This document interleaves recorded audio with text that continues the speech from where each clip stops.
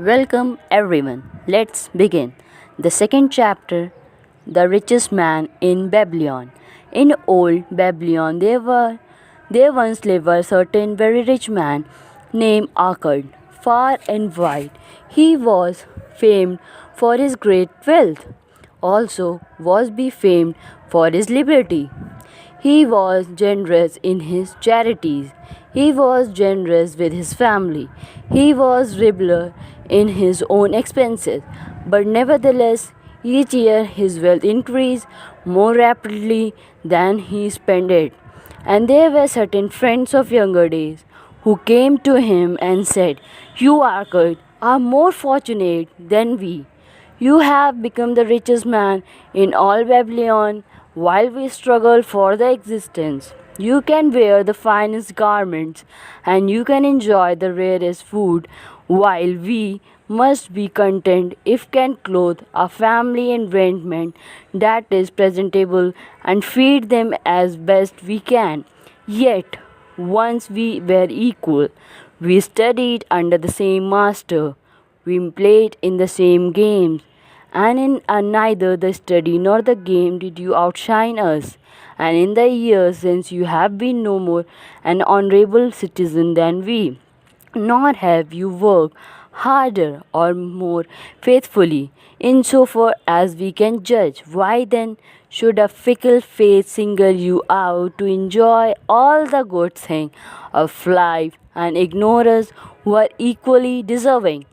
Thereupon Arkad remonstrated with them, saying, "If you have not acquired more than a bare existence in the year since we were youth, it is because you either have failed to learn the law that govern the building of wealth, or else you do not observe them. Fickle faith is a vicious goddess who brings no permanent good to anyone. On the contrary, she brings ruin to almost everyone upon whom she showers unearned gold. She makes wanton spenders who soon dissipate all the 20th they receive and are left beset by overwhelming appetite and desire. They have not the ability to gratify, yet other whom she favors being miserable and hoard their wealth, fearing to spend what they have, knowing they do not possess the ability to replace it. They further are the beset by fear of robbers and doom themselves to live of emptiness and secret misery. Other there probably are who can take unearned gold and add to it and continue to be happy and contented citizen. But so few are they. I know of them, but by his way think you of the man who have inherited sudden wealth, and see if these things are not so. His friend admitted that of the man they knew who had inherited wealth, these words were true, and they besought him to explain to them how he had become possessed of so much prosperity. So he continued, "In my youth I looked about me and saw all the good things that they were to bring happiness and contentment, and I realized that wealth increased the potency of all these. Wealth is a power. With wealth, many things are possible. One may ornament the home with the richest of furnishing. One may sail the distant sea. One may feast on the delicacy of far land. One may buy the ornament of the gold worker and the stone polisher. One may even build mighty temple for the god. One may do all the thing and may other in which there is delight for the senses and gratification for the soul. And when I realized all this, I decided to myself that I would claim my share of the good thing of life. I would not be the one of those who stand afar off, unwishlessly watching other enjoy. I would not be content to clothe myself in the cheapest raiment that looked respectable. I would not be satisfied with the lot of a poor man. On the contrary, I would make myself a guest at his banquet of good things. Being, as you know, the son of humble merchant, one of a large family with no hope of an inheritance, and not being endowed as you have so frankly said, with superior power or wisdom, I decided that if I was to achieve what I desired, time and study would be required. As for time, all men have it abundance. You each of you have left slip by sufficient time to have made yourself wealthy. Yet you admit you have nothing to show except your good family, of which you can be justly proud. As for study, did not our wise teacher teach us that learning was of two kinds? The one kind being the thing we learned and knew, and the other being the training that taught us how to find out what we did not know. Therefore, did I decide to find out how one might accumulate wealth, and when I had found out to make this my task and do it well. But is it not wise that we should enjoy while we dwell in the brightness of the sunshine? The for sorrow enough shall descend upon us when we depart for the darkness of the world of spirit. I found employment as a scribe in the hall of records, and long hours each day I labored upon the clay tablet. Week after week and one month after month, I labored, yet for my true 24 earnings I had not to show food and clothing and penance to the God, another thing of which I could remember, not what absorbed all my earning, but my determination did not leave me. One day, alchemist, the moneylender, came to the house of the city master and ordered a copy of ninth law, and he said to me, I must have this in 2 days, and if the task is done by the time, 2 copper will I give to thee. So I labored hard, but the law was long, and when alchemist returned the task was unfinished. He was angry, and I had been his slave, he would have beaten me. But knowing the city master would not permit him to injure me, I was unafraid. So I asked him, Alchemist, you are a very rich man. Tell me how I may also become rich, and all night I will carve upon the clay, and when the sun rises, it shall be completed. He smiled at me and replied, You are forward knave, but we will call it a bargain. All the night I carved through my back pain, and the smell of the wick made my headache until my eyes could hardly see. But when he returned at snub, the tablets were completed. Now I asked, Tell me what you promised. You have finished your part of bargain, my son, he said to me kindly, and I am ready to fulfill mine. I will tell you this thing you wish to know, because I am becoming an old man, and old tongue love to wag. And when youth come to age for advice, he receives the wisdom of years.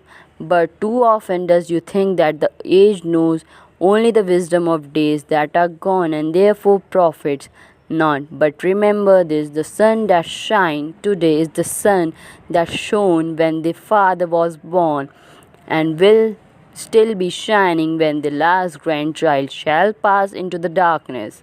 The thought of youth, he continued, are bright light that shine forth like the meteors that of make brilliant the sky, but the wisdom of age is like the fixed star that shines so unchanged that the sailor may depend upon them to stay his course. Mark you well my words, for if you do not, will fail to grasp the truth that I will tell you, and you will think that your night work has been in vain.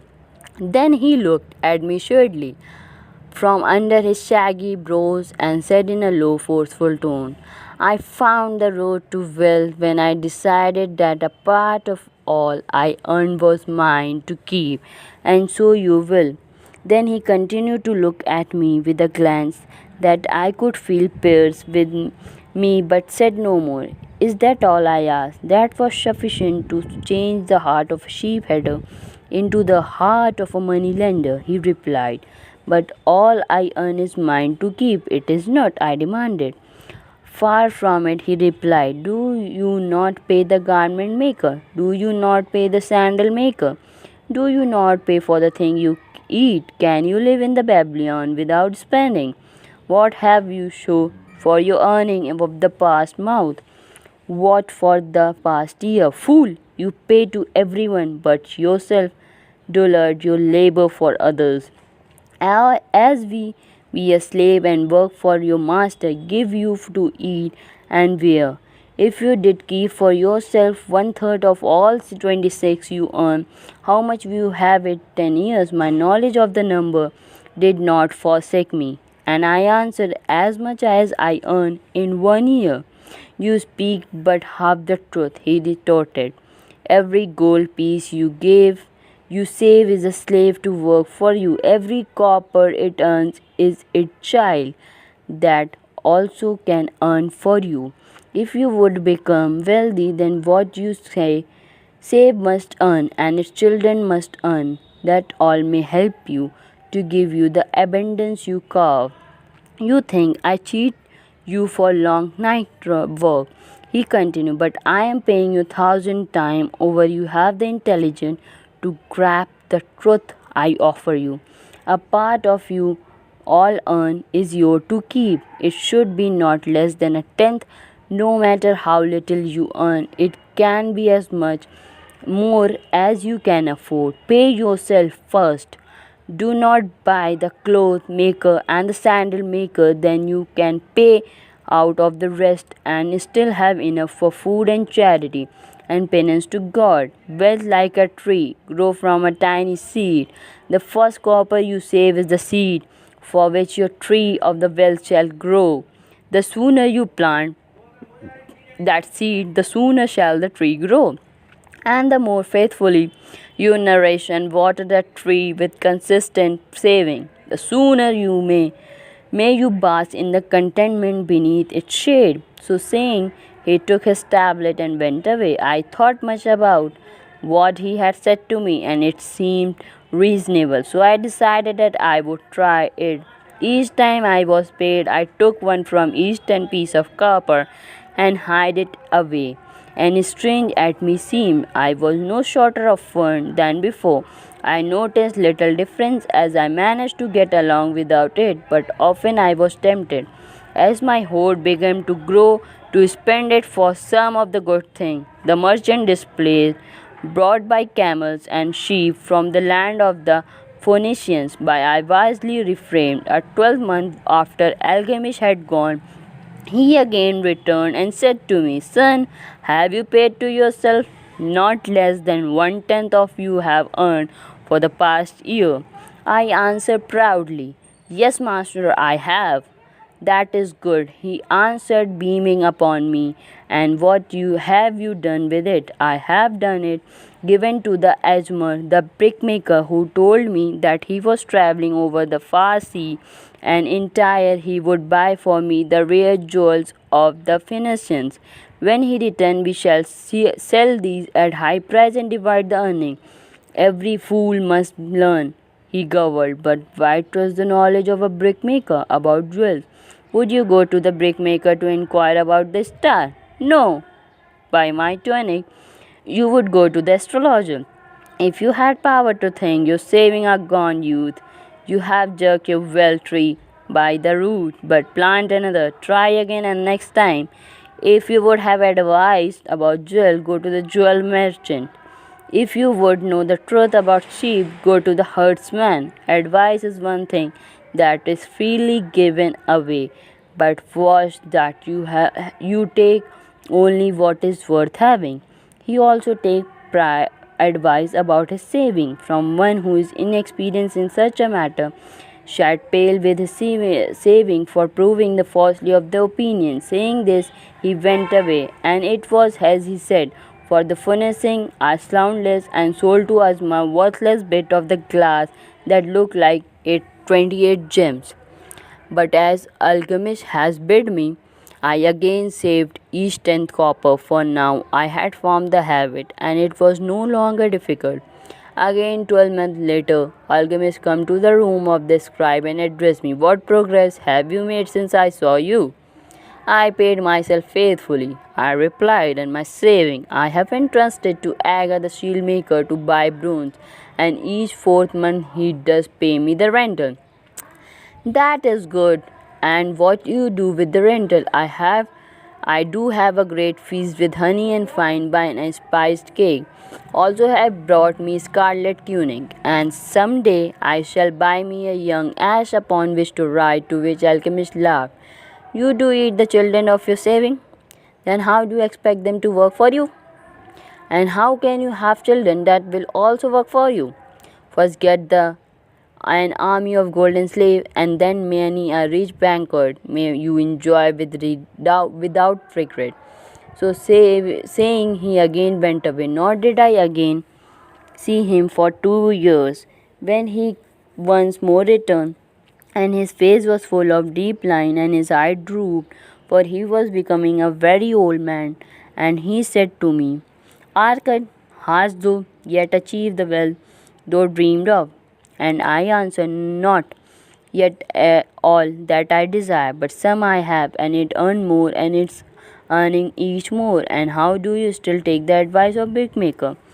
About brickmaking, they gave good advice, I retorted. Arkad, he continued, you have learned your lesson well. Your first lesson to live upon less than you could earn. Next, you will listen to seek advice from those who were competent through this own experience to give it.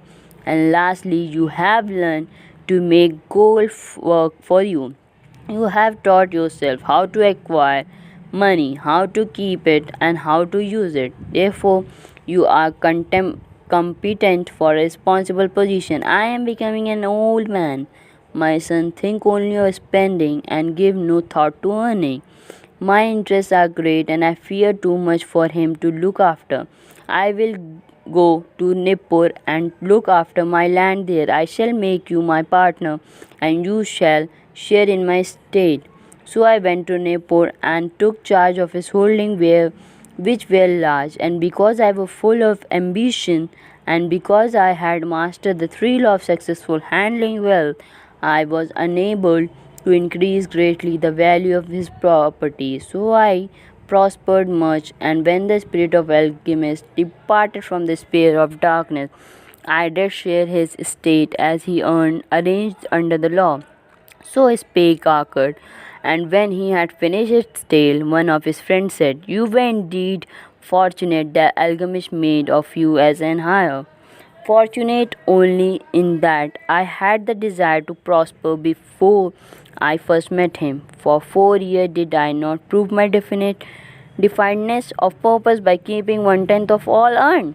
Would you call a fisherman lucky, who for years so studied the habit of the fish that which each changing wind he could cast his net about them? Opportunity is a haughty goodness, who wastes no time with those who are unprepared.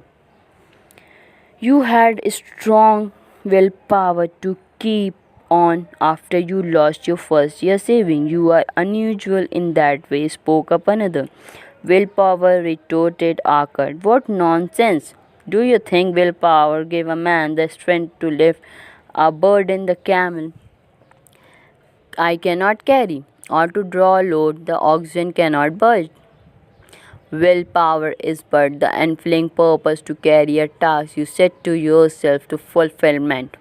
If I set for myself a task, be it ever so trifling, I shall see it through. How shall I have confidence in myself to do the important thing? Should I say to myself for 100 days as I walk across the bridge into the city, I will pick from the road a pebble and cast it to the stream, I would do it. If one of the 7 days I pass by without remembering, I would not say to myself, Tomorrow I will cast 2 pebbles, which do as well. Instead, I would retrace my step and cast the pebble. Not on the 20th day would I say to myself, Arkad, this is useless.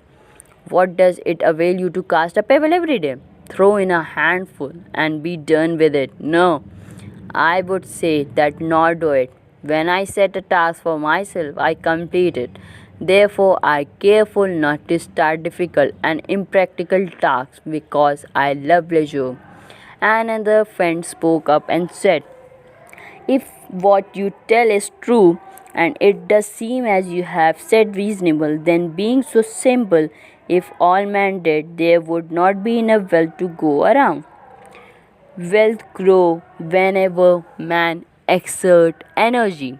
Arkad replied, if a man build him a new palace, is the gold he pays out gone? No, the brickmaker had part of it, and the labor has part of it, and the artist has part of it, and everyone who labors upon the house has part of it. Yet, when the palace is completed, is it not worth all it cost? And is the ground upon which stand not worth more because it is there? And is the ground that adjoins is not worth because it is there? Wealth grow in magic ways. No man can prophesy the limit of it. Have not the Phoenicians built great city on barren coast with the wealth that come from their ship of commerce on the sea?